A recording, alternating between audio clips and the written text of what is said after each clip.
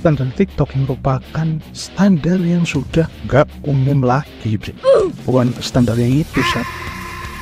Jadi di video kali ini gue bakal ngomong tentang standar kehidupan, dimana gue sendiri sebagai kaum mendang-mending, ya mending turu lah, gak resiko ya kan. Di zaman yang serba apa-apa TikTok, gue cuma mau ngomong, fuck lah, masa ada orang yang naruh ekspektasi cuma karena nonton video?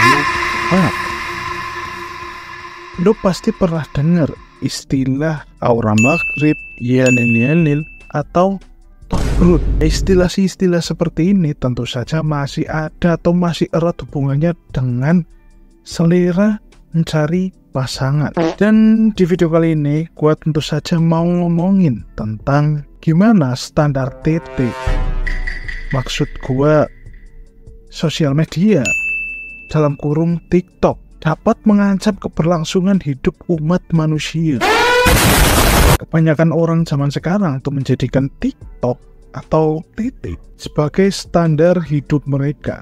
Salah satunya yang diterapkan dalam kehidupan sehari-hari mereka adalah standar mencari pasangan yang menurut gua sangat-sangat tidak worth it karena mengikuti pendapat orang-orang, ya kan? Kenapa gua harus bilang bahwa ini itu sangat-sangat tidak worth it? Ya karena memang bertolak belakang dengan kehidupan di dunia nyata, nih. Contoh saja ada seseorang yang berharap mendapatkan cowok kaya, padahal dirinya sendiri ya masih sebagai anak-anak rebahan atau masih sebagai masih sebagai bebannya orang tua.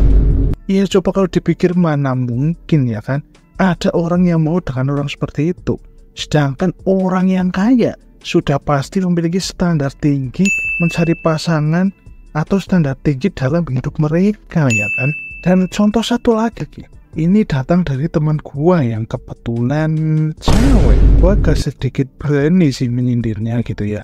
Nah, teman gua ini pengen punya pacar yang speknya kayak K-pop. Maaf nih ya, gua bukan bermaksud buat ngerendahin. Padahal muka dia sendiri itu kayak kampas angkong gitu. Pengen punya pacar kayak K-pop, spek K-pop gitu. Iya mana mungkin, mending juga milenial ya kan. Selain itu juga standar TikTok juga membuat orang-orang tuh jadi banyak mau gitu, kebanyakan nuntut gitu ya kan. Seperti yang gua bilang tadi, standar TikTok tuh sangatlah bertolak belakang dengan diri Anda, sangat bertolak belakang dengan nilai-nilai dalam kehidupan sehari-hari, bre. Contoh saja gini, di salah satu video ada yang menyebutkan bahwa orang jelek gak berhak punya pacar. Terus orang jelek mau pacaran sama siapa gitu ya? Kalau yang ganteng aja belum laku.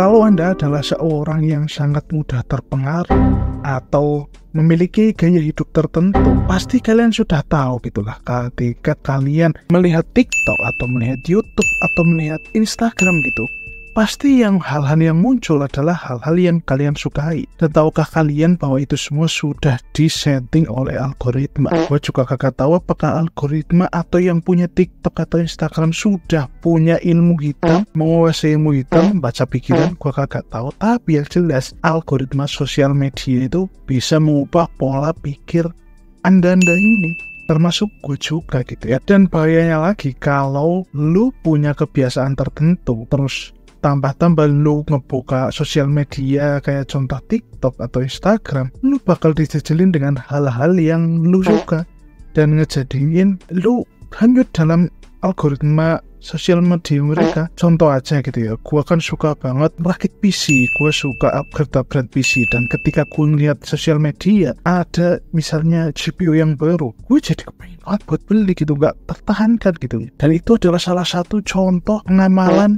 algoritma TikTok yang tidak sehat dalam kehidupan sehari-hari. Namun juga sebenarnya ada lagi yang lebih berbahaya daripada standar TikTok ini, yaitu standar orang tua wali. Kenapa gue sebut standar orang tua wali? Karena misalnya gitu ya, ada